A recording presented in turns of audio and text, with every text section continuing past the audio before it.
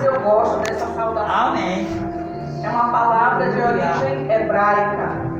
E eu já falei sobre ela aqui. Podem sentar, amados. Eu não vou ler agora. Eu já falei sobre ela aqui outras vezes. Shalom não é apenas paz. A palavra shalom, ela engloba tudo o que diz respeito à qualidade de vida. Ela fala de paz, ela fala de saúde física, saúde emocional, ela fala de prosperidade, ela fala de proteção. E hoje eu aprendi algo que ela também fala das vitórias que Deus faz conosco. Porque Deus entra na batalha para nos dar vitória. E isso é shalom. Quando a gente diz assim, shalom, a gente está dizendo que, olha, Deus te dê paz, Deus te dê saúde, Deus te dê prosperidade, Deus te dê bem-estar, Deus peleje as tuas pelejas e te dê a vitória. Aleluia! Depois você passa para ele, não, estava no grupo, achei muito forte. Deus peleja para nos dar a vitória. Shalom quer dizer isso. Deus te dê vitória. Deus te dê vitória sobre as tuas circunstâncias. Deus te dê vitória. Shalom sobre a sua casa. Shalom sobre a casa de cada um de nós. Deus te dê vitória sobre os nossos inimigos. Aleluia. Cada vez que eu ouço algo, eu me apaixono ainda mais por essa saudação. Eu vou adotando ela, não adianta. Eu tento tirar, mas não consigo. Shalom. Shalom. Amados, olhando para a palavra de Deus, eu não posso negar a veracidade, a importância e a perpetuidade da palavra. A palavra de Deus é viva e eficaz, penetrante como espada de dois gumes. E ainda que a minha circunstância não reflita o que a palavra diz, ela não muda.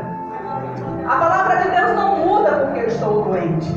Se eu adoeci e eu passei uma semana doente, não quer dizer que Deus não cure, não quer dizer que na palavra não há cura. A minha circunstância, muitas vezes ela é uma coisa, mas a realidade da palavra me diz outra.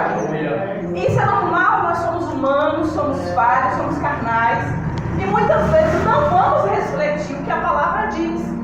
Mas a despeito disso, a gente não deixa de falar o que a palavra diz. Se a minha circunstância está dizendo que minha situação financeira está apertada, eu não posso olhar para a palavra e não ver o Deus da prosperidade que está aqui. O Deus que abençoou Abraão, que abençoou Jacó, que abençoou Israel e que disse: a bênção de Abraão, de Isaac e de Jacó está sobre ti. Se a minha circunstância financeira não reflete o que a palavra de Deus diz, não é que a palavra é mentirosa, é que eu ainda não alcancei o patamar da palavra. Isso em todas as áreas, irmãos. Em todas as áreas. Aí a gente vai para o lado do comportamento, dos relacionamentos, a gente vai para o lado da nossa alma. Eu já vi muita gente dizer: eu não quero ir para a igreja para ser crente igual a fulano, ser crente igual a ciclano, ser crente igual a Beltrano. Por quê? Porque talvez fulano, ciclano e Beltrano não deem o testemunho que a palavra de Deus manda que dê. Na vida daquela pessoa em específico que não está dando bom testemunho, a palavra ainda não está plena. A palavra ainda não está em operação como deveria estar. Mas ela continua sendo a verdade. Ainda que na vida de A, B ou C não haja essa realidade, a palavra de Deus não muda. Aleluia. Então, quando a gente vem ministrar a palavra, não significa dizer que alcançamos um patamar de santidade e que estamos acima e que estamos alcançando aquele lugar que fazemos tudo que a Bíblia diz. Isso não é verdade. Muitas vezes o pregador é o primeiro a ser exortado com a palavra que ele prega. Mas não devemos deixar de falar porque a nossa realidade ainda não está condizente com o que a palavra diz. Ela é a verdade. Eu não posso fazer uso dessa plataforma para pregar outra coisa que não seja o que está aqui. Ainda que a minha vida não esteja refletindo tudo que está aqui. Até porque se refletisse tudo que está aqui, seríamos arrebatados como Enoque. Não estaríamos mais assentados aqui. Estaríamos tão perfeitos que estaríamos na glória. Mas glória a Deus, porque é um crescendo, é um aprendendo dia a dia, é um ouvindo e aprendendo. Por isso que é melhor Beltrano, Ciclano, mesmo com uma vida que ainda não está aparentemente de acordo com os preceitos da Bíblia, estar na igreja do que estar fora. A Bíblia diz que a fé, ela aumenta, ela cresce com Você vai ouvindo, você vai se expondo, você vai se alimentando e aquilo vai crescendo dentro de você. O Espírito Santo começa a se mover dizendo, olha, isso aqui está errado. Você precisa mudar aqui, mudar ali, mudar acolá. E assim a gente vai crescendo. A vida cristã é um crescente aprendizado, uma crescente transformação. Eu não cheguei lá, você não chegou lá, nós ainda não chegamos lá, mas como Paulo nós dizemos, perseguindo e prosseguindo para o alvo, até a soberana vocação em Cristo Jesus. Desistir jamais. Tropeçar é natural do ser humano, mas o levantar vem de Deus, diz a palavra. Amém? E eu pensando em tudo isso, eu dizia, Deus, o que falar? Porque os irmãos já estão cansados de ouvir as minhas falações.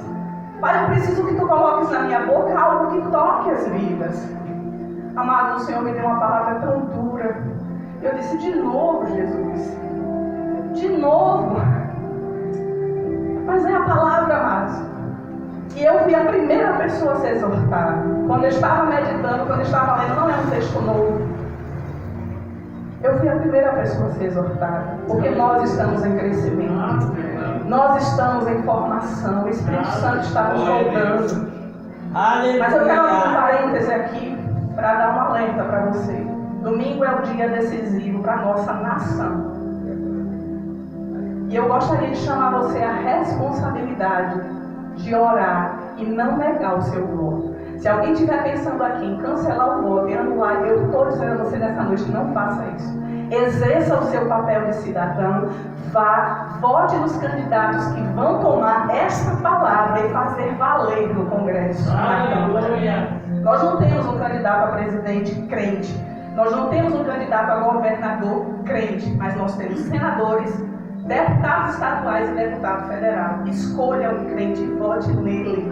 Ainda que ele seja um beltrano que não esteja vivendo a vida cristã na íntegra, mas ainda assim é alguém que vai prezar por esses valores. Cuide, vote cedo e vá para casa. Evite ficar pela rua perambulando. Vote e vá orar para que Deus toque os rumos da nossa nação. Amados, quando a gente elege alguém, seja para muito povo, para a Bahia ou para o Brasil, nós estamos colocando alguém sobre as nossas cabeças. Nós não podemos ser irresponsáveis. Precisamos pedir a Deus, nos guie. Nos guie. Somos guiados pelo Espírito Santo, porque Ele está em nós. O crente, ele não é enganado, porque o Espírito Santo, ele fala com o crente. E eu quero abrir esse parênteses para falar isso. Se você estiver pensando em anular seu voto, não faça isso. Vá lá e vote em alguém que pode mudar o que está lá no Congresso e barrar leis contrárias a este livro. Amém? Agora nós vamos para a palavra. Abra sua Bíblia comigo na Epístola de Tiago. Aleluia. Glória a Deus. Tiago, ele começa no capítulo 3, falando a respeito do domínio da língua. E ele fala a respeito de como uma pecinha tão minúscula pode incendiar uma floresta. E ele vai falando. Os capítulos e versículos que a gente tem na Bíblia foram colocados para organização, mas no conteúdo original não existe essa coisa de capítulos e versículos. É um texto único. E no verso 13 da Epístola de Tiago, capítulo 3, ele começa a falar a respeito dos dois tipos de sabedoria. Diz assim, verso 13 do capítulo 3 da Epístola de Tiago, às igrejas que estavam lá naquela região, as tribos dispersas das nações de Israel. Versículo 13. Quem é sábio e entendido entre vocês? É uma pergunta. Quem é sábio e entendido entre vocês? Que demonstre pelo seu bom procedimento, mediante obras praticadas com a humildade que provém da sabedoria. Contudo, se vocês abrigam no coração inveja amarga e ambição egoísta, não se gloriem disso, nem neguem a verdade. Esse tipo de sabedoria não vem dos céus, mas é terrena. Não é espiritual, mas é demoníaca. Pois onde há inveja e ambição egoísta, aí há confusão e há toda espécie de males. Mas a sabedoria que vem do alto é antes de tudo pura, depois pacífica, amável, compreensiva, cheia de misericórdia e de bons frutos, imparcial e sincera. O fruto da justiça semeia-se em paz para os pacificadores. Continuando no 4. De onde vêm as guerras e contendas que há entre vocês? De onde é que vem? Não vem senão das paixões que guerreiam dentro de vocês? Vocês cobiçam coisas e não as têm, matam e invejam, mas não a conseguem obter o que desejam. Vocês vivem a lutar e a fazer guerras. Não têm porque não pedem, porque pedem e não recebem, pois pedem por motivos errados para gastar em seus prazeres. Até aí. Podem sentar. Palavra forte. Essa que Tiago traz. E quando eu estava lendo na linguagem de hoje, nessa linguagem aqui, ela fala algo que me chamou a atenção. Contudo, se vocês abrigam, acolhem, abraçam no coração inveja amarga. Essa é uma palavra muito dura. Abrigar no coração inveja amarga. Reconhecer que nós temos essa raposinha que destrói as vinhas, como diz a palavra, chamada inveja, é algo muito difícil. Porque quando a gente reconhece algo desse tipo, a gente está morrendo para o eu. E morrer para o eu não é algo fácil. Admitir, Leonaíra, que a gente está errado é algo que o nosso ego tem dificuldade. Todo ser humano tem dificuldade de admitir o erro. Começou lá de trás, quando Eva cai, Adão, que Deus confronta, o que é que Adão faz? Foi a mulher. Eu não tenho nada a ver com isso. Bota a culpa na mulher. Quando Deus confronta a mulher, tu é serpente. Eu não tenho nada a ver com isso. A gente nunca admite que o erro é nosso. E o que Tiago está dizendo aqui é que existe um tipo de sabedoria. E essa sabedoria, ela é demonstrada no versículo 13 pelo bom procedimento, mediante obras praticadas com humildade. Quer ser sábio? Pratique obras em humildade. Essa é a verdadeira sabedoria. A verdadeira sabedoria que não aceita acolher no coração sentimentos tão vis como a inveja, a amargura, a ambição egoísta. Isso é sério, irmãos. Aí ele diz, esse tipo de sabedoria, ela é diabólica. Se olharmos para Gálatas, ele vai falar sobre o fruto do Espírito e a obra da carne. O que é a inveja senão a obra da carne? Muitas vezes provocadas por uma infância de falta, de privações, e que quer agarrar tudo na vida. Amados, se nós ainda não conseguimos admitir esse tipo de sentimento que a gente abriga no coração, peçamos ao Espírito Santo que nos confronte. Aleluia. Peçamos ao Espírito Santo que nos fale, porque Ele mora em nós, Maria. Ele mora em nós. Quando nos convertemos, a nossa transformação foi assim. Nascemos da morte para a vida. Mas existe um campo de batalha chamado de alma, que precisa da exposição da palavra para ser mudada. E quem faz esse trabalho não é mais o Espírito Santo sozinho. é você, sou eu, pela exposição da palavra. Ele vai nos transformando. A gente olha para um texto como esse e diz: meu Deus, inveja amarga, ambição egoísta. Esse tipo de sabedoria não vem do céu. O que é um invejoso? É alguém que não tem prazer, que não se alegra, que não se regozija com a alegria do outro. Alguém que sente pesar, raiva muitas vezes, ira, porque o outro está prosperando e ele não.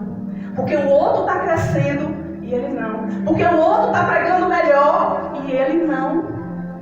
No coração, muitas vezes a gente não percebe por fora, mas no coração aquilo fica corroendo.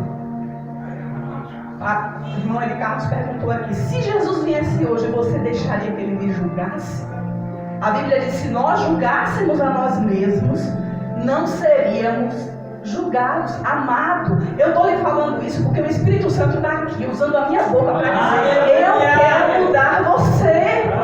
Eu quero arrancar essa inveja do seu coração, esse rancor do seu coração, essa mágoa do seu coração. Eu quero fazer de você um templo puro, onde Ele possa habitar. Aleluia! Vocês pensam que esse tipo de sentimento que escondemos dentro de nós não entristece o Espírito Santo? Porque, amado, às vezes a gente não verbaliza, a gente não tem coragem de dizer: a Adriana está cantando melhor que eu estou com raiva de Adriana, mas aqui dentro eu fico me corroendo. Isso existe aqui, em mim, em você, em nós, porque se não existisse, o Senhor não teria me dado essa palavra. Só que não sou eu que vou lhe julgar. O Espírito Santo e você é que vão fazer essa faxina interior. Ele quer nos fazer cheirosos às suas narinas. E a inveja amarga, a ambição egoísta, a amargura, a falta de perdão vai cheirar mal. É como uma latrina aberta às narinas de Deus. Amados, Ele quer nos mudar. Ele quer nos transformar. E nós precisamos ser honestos. Aleluia! Abrir o nosso coração e dizer: Deus, eu vou descer a casa do oleiro. Eu quero que tu pegues esse barro de vaso, esse vaso de barro, quebre e faça um novo. Aleluia. Agora se prepare, porque se você fizer o trato de Deus, vai doer. Por que vai doer? Por causa do nosso ego. A gente não gosta quando Deus mete o dedo numa coisa que a gente não quer tratar. Mas, amados, estamos sendo embelezados, estamos sendo adornados. Para quê? Para que naquele grande dia, como é que Carlos falou, possamos entrar lá. A noiva que vai entrar não é a noiva rota, rasgada, suja, sem adornos. A noiva que vai entrar é uma noiva de vestes brancas, alares, uma noiva cheia de joias que representa a pureza de Deus em nós. A noiva que vai subir, ela é cheirosa. Se você olhar para Cantares, ele vai dizer isso: cheirosa e perfumada. A noiva que vai subir, ela é bela. E Deus está falando aqui conosco para nos tornar belos, amados. Não é para nos envergonhar. Até porque Ele não está dizendo nomes. Eu me coloco na posição de Deus, eu quero ser mudado. E quando a gente começa a se abrir e Ele começa a mostrar, é que a gente vai ver como a nossa alma é doente. Como a nossa alma precisa do trato de Deus. Eu preciso me alegrar em ver você crescendo, em ver você evoluindo na palavra, crescendo no conhecimento. A coisa mais linda que eu vi no discipulado que eu fiz com as meninas foi dar uma tarefa para elas irem para casa e a Edivana ia voltar uma semana depois dizendo: Tati, eu li aqui e vi o perdão de Jesus e me senti constrangida. E eu disse: eu preciso aprender a perdoar. Não tem coisa mais linda do que você ver uma pessoa ler a palavra e se descobrir nela e ver que precisa melhorar. Esse é o papel da palavra, esse é o papel do Espírito na nossa época. É olhar para esse livro e dizer: olha, filho, aqui está errado. E Ele faz por amor, amados. Ele não faz por desamor, Ele não faz porque jogava a gente fora. Ele faz mas porque Ele nos ama e quer nos embelezar. Aleluia. E isso prova o amor de Deus e que vocês somos chamados seus filhos. Vocês têm filhos, Ednei, Fernanda. Vocês têm filhos. Qual filho que o pai não corrige quando vê um erro? Porque eu não vou corrigir o filho de Fernanda, eu não vou corrigir as filhas de Gleison, eu não vou corrigir as filhas de Carlos. Não são meus filhos. Mas eles podem corrigir porque eles são pais e mães. E Deus é o nosso Pai. Quando Ele vem nos falar algo assim, é porque Ele nos ama como você ama seu filho, sua filha. E Ele quer nos mudar. A sabedoria que vem do alto, antes de tudo, é pura. Um coração puro. E vê o outro avançando, crescendo, prosperando. E a gente diz glória a Deus, porque Deus está agindo na vida de Arinaldo. Deus está vindo na vida de Luciano. Deus está agindo na vida de Maria. Pureza de coração é o que Deus quer que a gente busque. A verdadeira sabedoria, ela é pura. Depois pacífica. A verdadeira sabedoria não bota lenha na fogueira. A verdadeira sabedoria não difama para ver o circo pegar fogo. A verdadeira sabedoria, ela é pacificadora. Eu passei por uma experiência interessante. Alguém fez um comentário acerca de uma outra pessoa que não é do nosso arraial. Eu não conhecia a outra pessoa, mas toda vez que eu olho para aquela pessoa, eu sinto algo negativo por causa do comentário que eu ouvi. Para você ver o tanto que as palavras, elas geram em nós sentimentos. Se você não tiver algo de bom para falar acerca de alguém, fique calado. Mas não abra a boca para botar lenha no fogueira. Seja um pacificador. A Bíblia diz lá em Mateus: bem-aventurados pacificadores, porque eles herdarão o reino de Deus. Aleluia. Aleluia. Jesus nos chama para pacificar e não para fazer guerra. Jesus nos chama para pôr panos quentes, sim, para jogar água na fogueira e dizer: vamos acabar com esse fogo aqui, vamos deixar quieto, vamos perdoar, vamos abençoar. Deus não nos chamou para botar lenha de fogueiras. Se estamos fazendo isso, estamos agindo na sabedoria diabólica. Deus nos chamou para sermos pacificadores, amável. A verdadeira sabedoria, ela é amável e compreensiva. Amabilidade. Eu tenho dito: Deus, me batize com o espírito amável, me batize com amabilidade, me ajude a ser cordial. Eu vim de uma família de touros e tratores, e eu tenho dito: Deus, eu gostaria de ser mais amável. Quando eu assisto a Lagoinha, que eu vejo o pastor Márcio Valadão inspirando e aspirando os poros dele, parece que o suor dele em forma de coração. O homem ama, é aquela coisa jorrando. Eu digo: Deus, eu quero um pouco disso aí, eu quero um pouco disso aí, eu preciso de um pouco disso aí. E o Espírito Santo falou: o mesmo Espírito que está nele está em você. Aleluia. E quem gera isso é o Espírito Santo. Glória. O Espírito Santo, amado, gera amabilidade em nós. O Espírito Santo tem o poder de nos transformar em verdadeiros amáveis, cordiais, compreensíveis.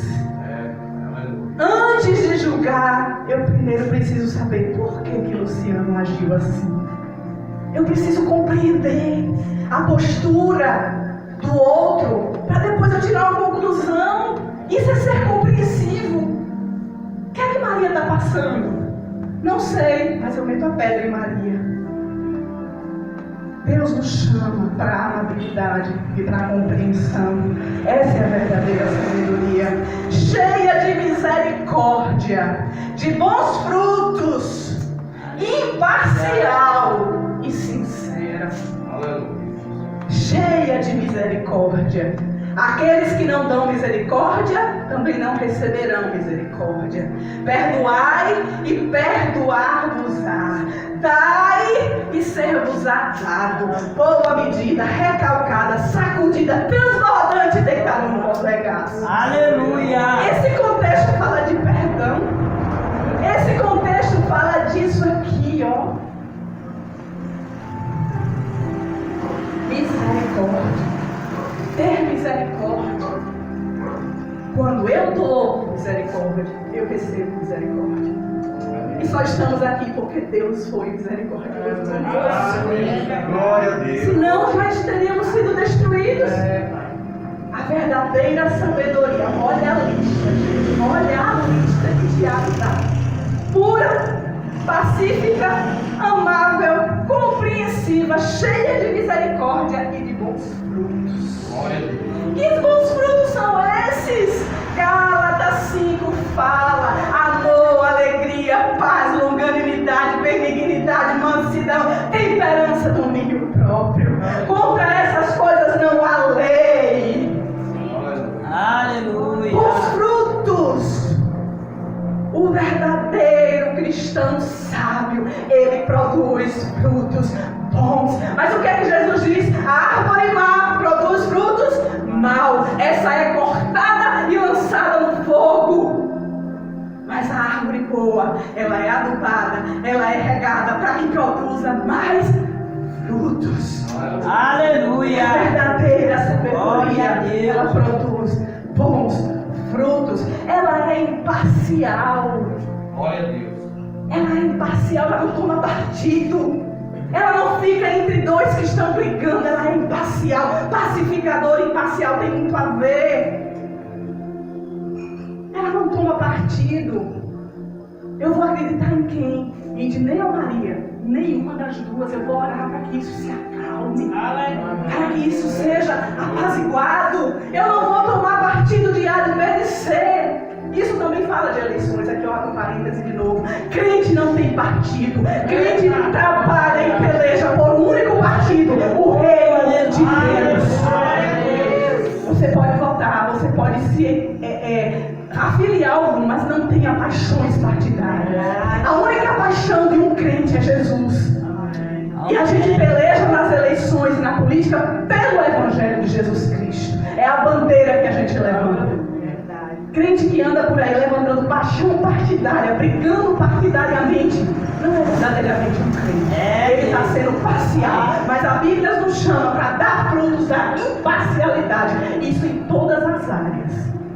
Na igreja, no mundo secular, na política, na rua, em todo lugar. Somos chamados para sermos pacificadores, imparciais, generosos, compreensíveis, amáveis. Por quê? Porque somos cristãos, pequenos Cristos. Glória a Deus. Cristo foi o quê? Senão tudo isso que Tiago está dizendo da verdadeira sabedoria.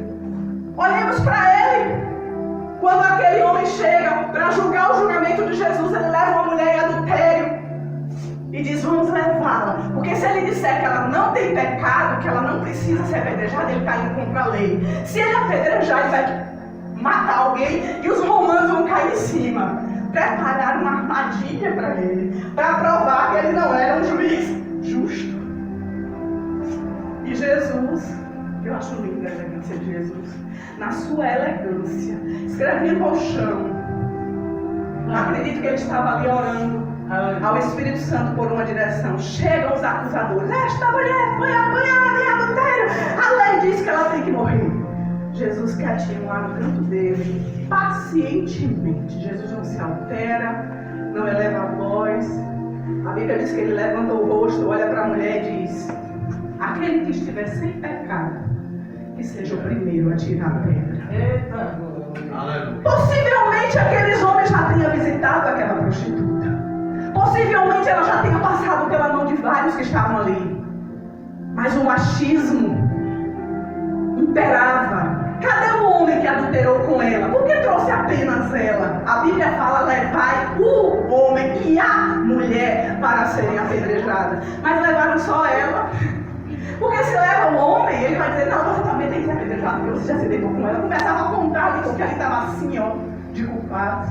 Quando Jesus diz isso, a Bíblia diz que do mais velho ao mais novo foram derrubando as pedras e ó, como diz aqui no Nordeste, para o gato. Aleluia. Ninguém teve coragem. Ele vira para a mulher e diz: cadê os teus acusadores? Nenhum deles te condenou.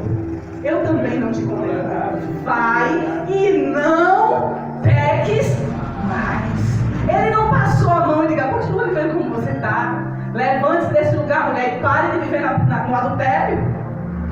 Mas ele julga retamente, com mansidão. Jesus não brigava, Jesus não fazia estardalhaço, Jesus não batia de frente.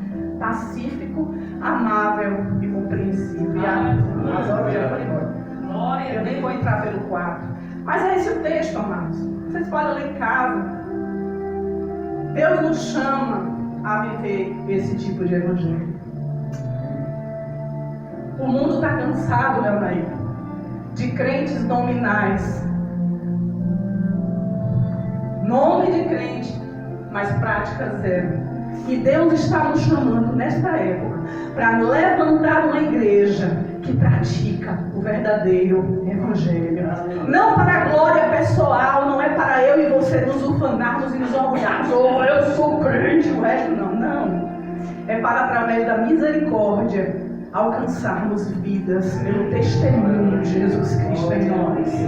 Que o Senhor levante, amados, cada um de nós para viver este evangelho na íntegra, como Ele é chamado, como Ele nos chama para viver.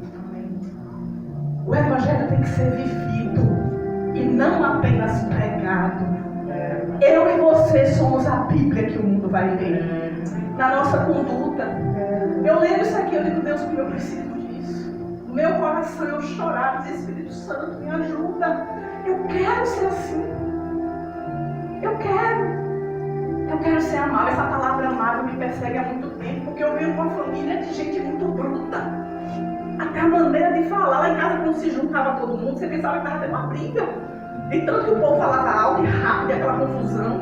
Mas não era o jeito que a gente foi criado. Ninguém sabia por que não era não. Só sabia que não era não e pronto. O pai falava não e acabou. Não tinha explicação. Por quê? Não tem porquê, não e acabou.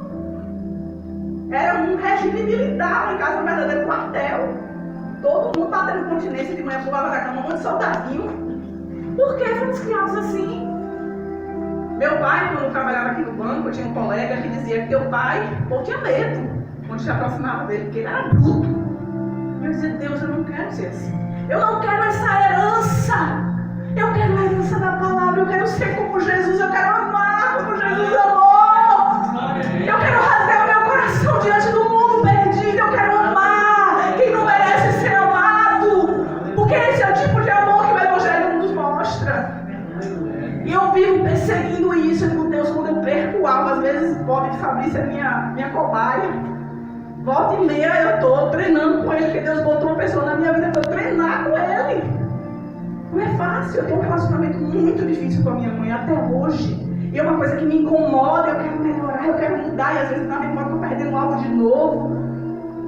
A vida inteira vivendo dentro de um lar ríspido, grosseiro, sem afetos. Demonstrar carinho lá em casa, meu Deus, era quase que um presente de Natal. Então assim, a palavra ser amável, cordial, é uma coisa que eu busco, eu desejo, eu oro, eu persigo, fico me vigiando quando eu faço algo que está fora daquele padrão. E eu digo todo dia, Deus, eu quero ser como Jesus, eu quero ser como Jesus. Persigo isso como algo que me angustia. Eu quero amar como Jesus amou, eu quero viver na terra como Jesus viveu. Ser o reflexo do Pai.